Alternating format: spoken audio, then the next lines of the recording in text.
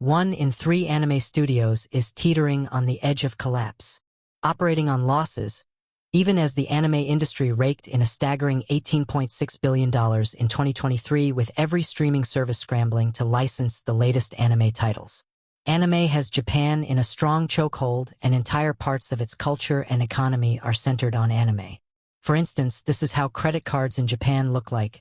Their public transport is decked out with massive anime billboards, and restaurants are thematically influenced by anime. Walk into almost any store, and you'll find anime-inspired mascots or promotional tie-ins with popular characters. Renowned anime voice actors regularly host hit radio shows. As you cross the iconic Shibuya crossing, you're hit with a barrage of anime advertisements. When you step into an izakaya, you'll hear anime opening theme songs mixed with the latest radio hits. Anime figure stores are everywhere, with walls lined with gashapon machines offering anime merchandise, and at the heart of Tokyo lies Akihabara, an entire neighborhood dedicated to anime culture. This overwhelming appeal to anime has made Japanese companies trip themselves over to get a slice of this booming billion-dollar industry, resulting in a unique business model that ironically has disenfranchised the animation studios responsible for making anime such a big draw. However, MAPPA Studios is currently trying to overhaul this entire model, and while numerous discussions highlight the challenges faced by animators, there's been little focus on the broader business dynamics that make the anime industry such a mess for animation studios. To truly understand the situation, we must fully understand the anime business and view it through the lens of these Japanese companies. Unlike American companies, which do not like playing easy with each other, Japanese companies have a long tradition of cooperation called keiretsu networks. This cooperative approach extends into the anime industry, where nearly every anime we watch is funded by a production committee. These committees are typically led by a lead committee member who invests the most in the project and oversees its production and planning. Other members of the committee are tiered based on their financial input and can include streaming services, anime production and distribution companies, merchandising firms, record labels, TV stations, manga publishers, and sometimes anime studios, though studios are often just contractors. The anime rights are usually held by the production committee, rather than the individual studios. So, why do Japanese companies go through all this elaborate setup instead of simply finding a popular manga and adapt it by themselves? The nature of the anime business is such that there will always be a large amount of flops being made compared to the few winners that everyone loves. It's extremely difficult for even seasoned anime producers to accurately predict the breakout hits and what hotly anticipated shows will completely faceplant before they finish their run. If Shueisha, for example, decided to produce an anime adaptation of one of its manga titles on its own, it would bear the full risk if the anime failed to generate enough revenue to cover the $2 to $3 million typically needed to produce a 12-episode series. However, if Shueisha spread out the risk across various companies, then the potential losses are spread out among the committee members and are manageable for each company. This collaborative approach also addresses the various specialized tasks involved in anime production, such as casting, advertising, broadcasting, music production, merchandise manufacturing, and licensing. Publishing companies like Shueisha and Kodansha wouldn't know the first thing in producing music for a show, hence the need for specialization. The keys to the proverbial anime kingdom are held by an oligopoly made up of Shueisha, Kodansha, Shogakukan, and Kodakawa, who dominate the $4.4 billion manga industry, controlling 60% of market share. Each year, around 333 anime series are released, leading many fans to adapt a 3-episode rule to determine whether a show is worth their time or not.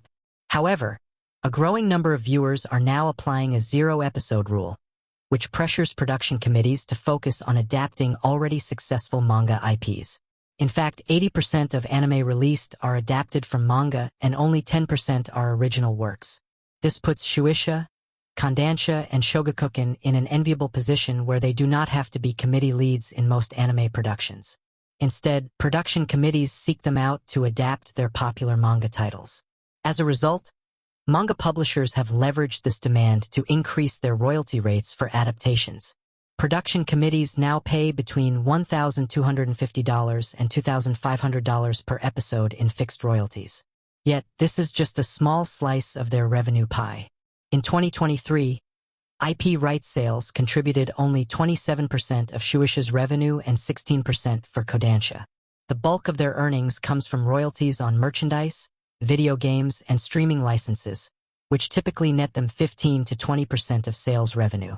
For blockbuster properties like Jujutsu Kaisen, Attack on Titan, and Demon Slayer, this percentage can climb to 30 to 35%. When Blue Lock launched, Kodansha sold over 8 million copies in just 6 months, becoming the best-selling manga of 2023, surpassing Chainsaw Man, Slam Dunk, and One Piece, all published by Shueisha in their weekly Shonen Jump magazine.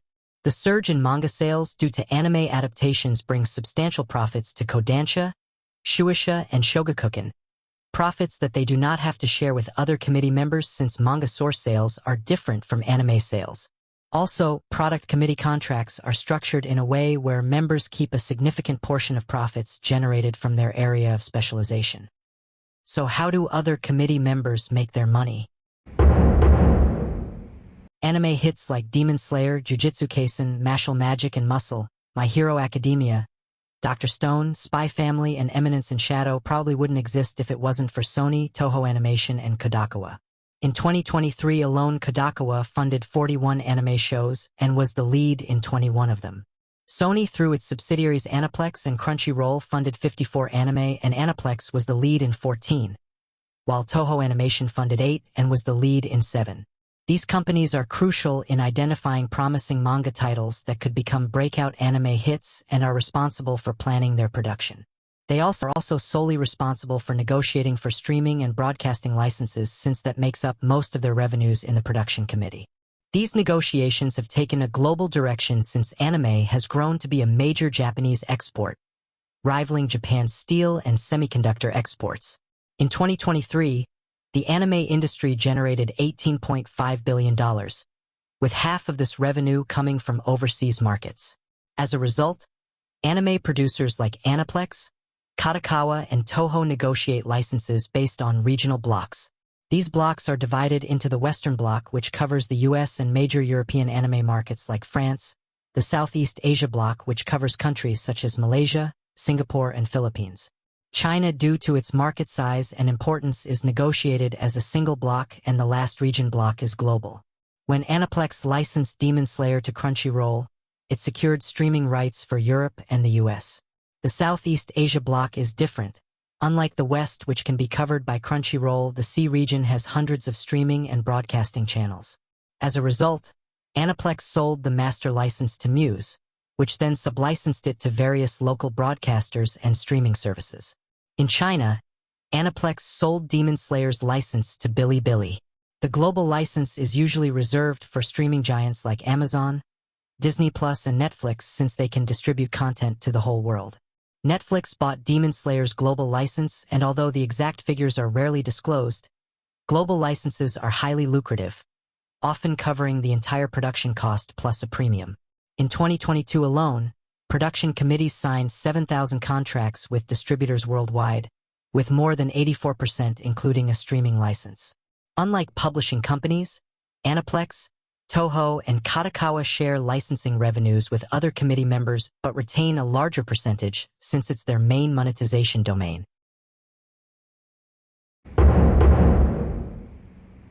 While deals with Netflix, Amazon, and Disney Plus are undeniably lucrative, they don't hold the same weight for production committees as Crunchyroll does. After Sony acquired Crunchyroll for $1.2 billion in 2021 and merged it with its existing streaming service, Funimation, it created an anime streaming monopoly that dominates the American and European anime streaming market. Crunchyroll boasts a user base of over 120 million with 13 million on paid subscriptions. Unlike Netflix, Amazon, and Disney Plus, Crunchyroll's subscriber base is hyper-targeted towards anime fans, a fact that makes Crunchyroll indispensable to production committees. This mutually beneficial relationship between the two ensures production committees get access to the highly lucrative US and European market, while Crunchyroll secures a steady stream of anime content to keep its subscribers engaged and keep them on their platform as subscribers. Although Crunchyroll pays anime production committees royalties based on how many people watch an anime, the vast majority of the money they or any other overseas distributor contributes to the production is in the advance payments it pays for anime rights called minimum guarantees. These guarantees typically range from $30,000 to $200,000 per episode and can cover the entire production cost of an anime episode, which averages between $150,000 to $250,000 per episode. In 2023 alone, Crunchyroll's advance payments helped fund nearly 20% of all anime that aired that year. Yet this is not Crunchyroll's only ace up their sleeve. In 2023, it signed a licensing agreement with Jazzwares, a Florida-based toy and merchandising company, to bring anime merchandise from global hits like Attack on Titan, Chainsaw Man, Jujutsu Kaisen, My Hero Academia, and Spy Family to American stores in 2024. In 2022, it acquired Right Stuf for $1.75 billion, which was an even bigger deal since it was a significant player in the North American anime and manga retail market with a deep catalog of anime merchandise and manga and an extremely loyal customer base. This is a game changer for anime production committees, as Japanese merchandise outlets like Jump Shop and Premium Bandai have no physical presence outside Japan, meaning they could not tap into the massive American merchandising industry. With Crunchyroll now bridging this gap, Sony, through Aniplex and Crunchyroll, have gained an even greater leverage in the anime industry. So what about DVD sales, which anime fans track religiously on forums to either discuss or troll each other defending the popularity of their favorite series? Despite their once critical role, DVD revenues have been on a decline since 2014 due to the rise in streaming. For instance, in 2023, Jujutsu Kaisen only sold 58,000 DVD copies, and Demon Slayer sold 85,000 copies. As a result, these shows and their production committees do not heavily rely on DVD sales. Instead, DVDs have turned into collector's items for superfans who want to support their favorite series. They are therefore not cheap in Japan, with Blu-ray copies of Jujutsu Kaisen going for as much as $80 for just 3 episodes. However, while home DVD sales are not a make-or-break metric for massive hits like Demon Slayer, they are crucial for niche genres like ecchi anime and idol anime. Ecchi shows like Gushing Over Magical Girls and idol anime like Girls Band Cry do not have the same licensing and distribution opportunities as mainstream shows like One Piece, especially if they are not streamed on platforms like Nico Nico, where they would have a better chance of gaining streaming numbers. If you thought $80 was pricey, ecchi and idol shows fetch anywhere between $90 and $250 for 3-episode volumes. Although their audience is more niche, these fans are passionate and willing to spend a fortune on their favorite shows. For example, Bocce the Rock was the second best-selling anime in terms of DVD sales, moving 174,000 copies. This doesn't include merchandise sales, which leads us perfectly into how these companies make billions from anime. Bandai Namco is the undisputed leader in this segment. Globally, it's even larger than both Mattel and Hasbro in terms of revenue. In 2023, Bandai Namco was a committee lead in 7 anime and a member of the committees for shows like Bungo Stray Dogs, Birdie Wing, and Hero Classroom. It also owns the merchandising rights to Dragon Ball and One Piece, which respectively earned them $978 million and $655 million in 2023. Part of these revenues is then shared with manga publishers and other committee members of these shows. However, their crown jewel is the Mobile Suit Gundam series, based on the anime that premiered back in 1979, to which they now own the rights. Since Bandai Namco primarily uses the anime to sell Gundam merchandise and games, they let anyone stream the entire Gundam series and movies for free on their YouTube channel, since they want the barrier of entry into Gundam action figures so low anyone can get into the hobby. This strategy paid off in 2023 when the release of Mobile Suit Gundam, the which from Mercury boosted Gundam toy sales by 9%, totaling $440 million. Before researching this topic, my ringtone was Mashl's opening theme song, Bling Bling Bang. My notification sound was Zenitsu's Sword Flash from Demon Slayer, and for my alarm, I used Yamamoto's original soundtrack from Bleach. Little did I know that, like in everything else found in anime, opening and ending theme songs are not just catchy J-pop tracks to be used as ringtones, but strategic marketing pushes from major record labels like Sony Music, King Records, and Bandai Namco Music that want to sell their songs and artists through anime. Music has become an adjacent business in the anime industry since streaming opened up monetization doors that didn't even exist before. This synergy has led record labels to aggressively promote their music and artists in anime opening and ending songs and original soundtracks. Getting an anime theme song is an extremely good way of getting your new single out there, and it's not just anime-focused artists doing anime songs anymore. Mainstream artists like Yosobi, Kenshiro Yanazu, Spitz, Man with a Mission, Mrs. Green Apple, and King Gnu are taking these deals. In 2023, Japan's Billboard Hot 100 featured 26 anime theme or insert songs from popular series like Chainsaw Man, Tokyo Revengers, Jujutsu Kaisen, and One Piece. Impressively, 5 of these songs made it to the top 10 and a number of them charted as number 1 for several weeks. Although anime fans attach a great deal of importance to anime studios, often making snap judgments about an anime based on its studio, the reality is that anime studios rarely have a say in the major decisions of the anime they are contracted to create. Just like we saw with artists and their record labels in my previous video. The reason is simple. Anime studios can't afford to be part of production committees since they operate under severe financial pressure, barely making any profits. Instead, the lion's share of anime profits are shared among committee members. This was the case for MAPPA. Despite the massive success of Yuri on Ice, which grossed $20.8 million in home video and music releases in the first half of 2017, MAPPA saw very little of that revenue. Our production, Yuri on Ice, was a huge hit, but the money that came into the studio was very little compared to that success. Although other companies on Yuri's committee could exploit the brand and its characters in their markets, pushing merchandise, music, and licensing deals, MAPPA was limited in what they could do. They were at the bottom of the committee hierarchy and lacked the structures to capitalize on the success. However, this experience served as a catalyst for MAPPA's founder, Masao Murayama, and CEO, Manabu Otsuka. As MAPPA earned a reputation for producing viral hits with stunning animation, they became the go-to studio for production committees.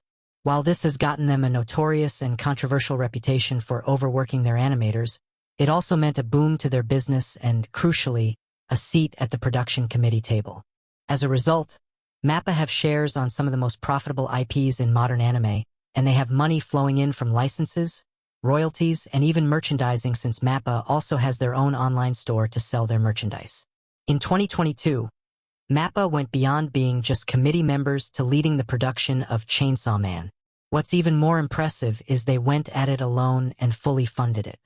Instead of seeking committee members to help with funding, Makoto Kimura, learning from Hollywood during his time in the US, used distribution presales. Leveraging MAPPA's reputation for success, Makoto Kimura secured minimum guarantees from streaming platforms before production even began. He then used these guarantees as collateral to borrow from banks. This move is revolutionary since it signals a potential shift where anime studios with a track record for financial success can use their reputation and IPs to fund their own projects. Whether this new model takes root remains to be seen, but one thing is certain. Anime lovers worldwide will be rooting for MAPPA, as this approach could mean sustainability for anime studios and better working conditions for their animators.